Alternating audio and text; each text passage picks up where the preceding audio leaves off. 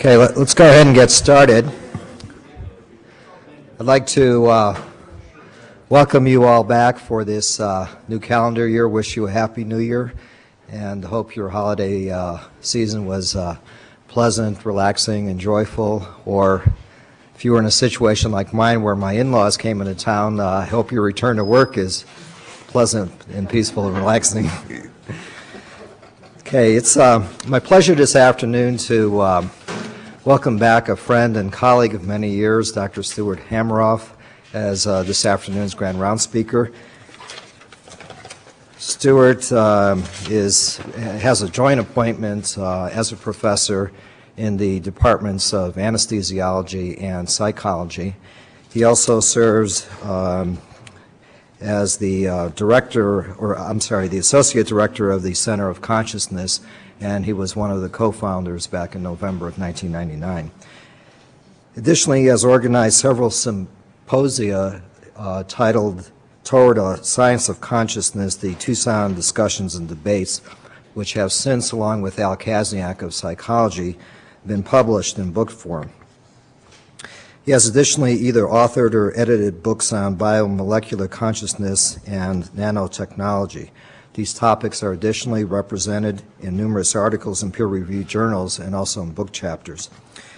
He is the organizer of the Quantum Mind 2003 Conference on Consciousness, Quantum Physics, and the Brain, to be held in March of this year. Is that going to be here on main campus? Convention Center. The Convention Center, okay. He was the leader of a prior internet course entitled Consciousness at the Millennium, Quantum Approaches to Understanding the Mind.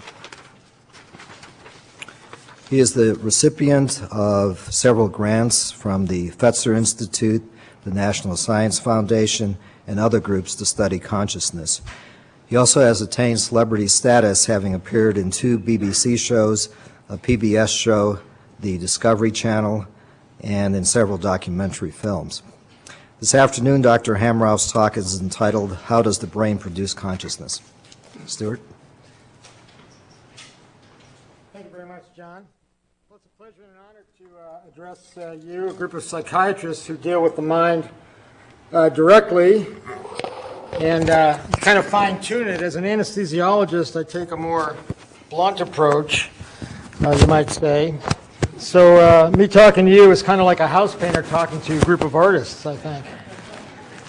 My interest in consciousness preceded my choice of anesthesiology, actually, and I've been interested in it for a number of years. And so I'm going to tell you a little bit about how I think about it now. And I'm not going to start off by defining consciousness, although I think I will as I go along. There are many stories about conferences and talks where they set out to define it and wind up spending the entire time with a definition. So we'll just dispense with that, and I think you'll understand what I mean by consciousness, and of course, you know what you mean by consciousness. Anyway, David Chalmers is a philosopher here at the University of Arizona. He's probably the leading young philosopher of mind in the world. And he joined our Center for Consciousness group a few years ago and is a professor in philosophy. He's become famous for defining what he called the hard problem of consciousness, which is actually a restatement of an issue that goes back to the Greeks, but he did it very well and cleverly. Basically, first he starts off by the easy problems, which really are not so easy.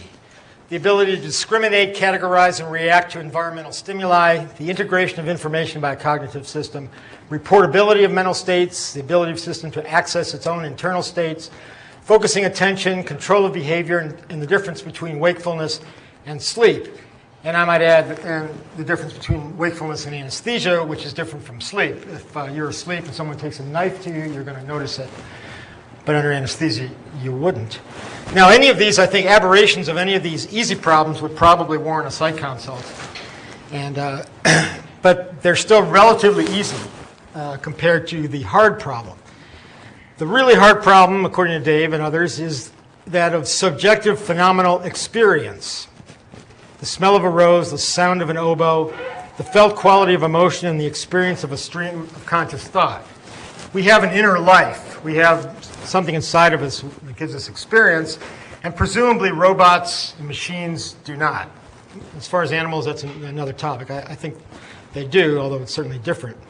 So this inner life. And philosophers describe this experience as being comprised of qualia. Qualia are sort of the raw components of conscious experience. It's kind of like a painter with a palette where the individual simple colors on the palette are the qualia, and he or she puts it together to give a complex painting. So our complex, rich experience is comprised of simple, fundamental qualia. So you may see that word. And philosophers have also come up with a probably hypothetical construct called a zombie, who is someone who may look and act like us but doesn't have any consciousness. And this is a useful philosophical tool. And Dave and I also developed the zombie blues, which is usually performed late night in the bars at consciousness conferences. Some of you may have heard it. Well, in addition to the easy problems, there's some other rather difficult problems. I mentioned the hard problem, number one. And there's also the binding problem. Why and how disparate brain processes are unified into single objects, a sense of unified self. If you look at an object, my finger, for example, there's different shape, color, meaning, and so forth. They're processed, presumably different parts of your brains, but it all comes together to tell you what it is. Similarly, there's only one of us, at least most of us have only one entity, conscious self inside of us, the so-called unitary self. Another problem is the transition from preconscious or subconscious processes to consciousness itself. The same brain regions may be subconscious at one moment and manifest consciousness at another, and I'll talk a little bit more about this in a second. Consciousness is really the tip of an iceberg. The problem of free will or non-computability, if we indeed have free will, I think we do. I don't have any choice but to believe that. And subjective flow of time in physics outside of consciousness, there really isn't an arrow of time. This is a very interesting problem. And I went to a conference about this in Europe, about the physics and geometry and psychology of time. And finally, the problem of non-locality spatially and temporally, if you believe in things like ESP and whatnot. And there are some interesting data about that. Well, the scientific study of consciousness sort of started a couple hundred years ago with phrenology, believe it or not. Francis Gall came up with this mapping of various properties inside our brains based on cadaver studies and then looking back at what the person was like historically. And it was the first attempt to kind of map function of the brain to, or map areas of the brain to cognitive function. And you may have seen cartoon takeoffs of this where a dog has a huge lobe for scratching and sniffing and rolling and bad stuff and whatnot. But this all stems from this fellow. Now, of course, we have our fantastic brain imaging techniques, and we are actually able to localize various functions. This is an image from the group at Irvine who studied PET and fMRI under anesthesia and awake patients and then sort of subtracted. And these are the areas they find that differ the most, thalamus and cortical projections, which goes with a lot of theories about thalamocortical projections being responsible for consciousness. But this raises a paradox because localization versus distribution. Stemming from phrenology, we know that, and now with a huge amount of evidence about focal deficits, specialized functions, hemispheric dominance, et cetera, et cetera, et cetera, specific functions are localized in specific regions of the brain. However, on the other hand, Carl Lashley, who set out as a localizationalist, if you will, trying to find the location of memory and other things, discovered that he couldn't and concluded that certain activities dependent on definite cortical areas can be carried out by any part, and that memory is distributed. It's all over the place. Now we know about neuroplasticity, global coherence, unity of self. Pribram proposed the holographic brain to explain this, and we have the binding problem of everything being bound together. So we have this paradox of localization versus distribution. We also have some other paradoxes, such as we know the brain utilizes both parallel and serial processing. And analogous to neural network computers, feedback versus feed-forward networks, hierarchical systems versus hierarchical systems, and bottom-up processes versus bottom-down processes, or top-down processing, excuse me. All of these things are going on in our brains. Now, a heterarchical versus hierarchical system might look something like this. This is from Crick and Koch, who have several interesting takes on the problem of consciousness. And it's a hierarchy, but with all this cross-connection, it's really what's called a heterarchy. And you can kind of summarize by saying everything seems to be connected to everything, almost. So it gets rather confusing. There must be some underlying order or principle, but nobody seems to know what. Well, how do we explain all this? There's a number of different approaches. Probably if you took a vote or a poll among scientists and philosophers worldwide, most would fall into A, which and I've merged actually several subvarieties: functionalism, computationalism, emergence.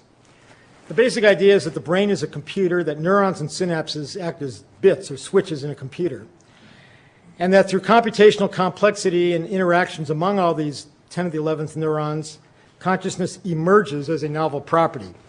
Emergence is a term from nonlinear dynamics, which refers to the fact that you can get new properties in a hierarchy from fairly simple low-level interactions give rise to complex property. Wetness is an emergent property of individual water molecules. Weather storms, the great red spot of Jupiter, hurricanes and tornadoes are emergent properties of dust and air molecules interacting at a simple level. Candle flame is an emergent phenomenon. B would be dualism. Consciousness lies outside science, and there are many proponents of this. C stems from the Greek idea of panpsychism, that everything has some component of consciousness. Pan-protopsychism, pan-experientialism, or fundamentalism, if you'll pardon that pun, that consciousness or its precursors, proto-conscious precursors, are irreducible components of the universe, like mass, spin, or charge. They're just a given. They're just there. And we don't know why or how they got there, but they are. And somewhat related to this is the more spiritual ideas of the Buddhist universal mind, Jung's collective unconscious, Teilhard de Chardin's noosphere, David Bohm, who was a quantum physicist's implicate order, Penrose's Platonic realm, although he didn't mean it in a spiritual way. And there's some new ideas about quantum computation in the brain, which I'll get to later, and F, all of the above. And I personally think that all of these are valid, with the proviso that dualism refers to consciousness outside present science. We need to make some advances in terms of physics and biology. But what's wrong with the emergence idea? What's wrong with functionalism, computationalism, and emergence? First of all, there's no threshold for emergence nor testable predictions. If consciousness emerges at a critical level of computational complexity, there should be some equation, some formula, some idea of at what level consciousness will emerge, and there's none. Emergent phenomena abound in nature: weather patterns, candle flames, computer programs, yet they aren't conscious. Of course, I have to put a question mark there because I can't prove that they're not conscious. And I can't prove that you are conscious, and you can't prove that I'm conscious. Consciousness is unobservable. I'm not sure that's a good thing or not. It's a problem in anesthesia because we can't tell 100% that our patients are not conscious. So consciousness is unobservable, but presumably weather patterns and other emergent properties are not. These types of explanations, which are often AI hype, artificial intelligence hype, and AI people usually promise consciousness to government funding agencies to get another $100 billion worth of grants for the next 10 years so that we can have a conscious computer to run all our fancy military equipment and so forth. I'm being a little unfair, but not too bad. And others try to explain away or trivialize the problem. Dan Dennett's famous book, Consciousness Explained, was really a kind of a postmodern deconstruction of consciousness into little itty-bitty this and that don't amount to anything. Or they use bait and swap techniques. You'll read a paper, My Theory of Consciousness, this is how consciousness works, and you go through a whole long thing, and you find out at the end they're talking about reportability or memory or attention or something else, not really the hard problem. 4 is the fact that neurons and synapses are extremely complex, unlikely to function merely as single switches. For example, a single-cell organism like Paramecium can learn, avoid predators, find food, mates, and have a sex life without any synapses. It's just a single cell. So if a Paramecium can do that, surely neurons are at least equally complicated, I would hope.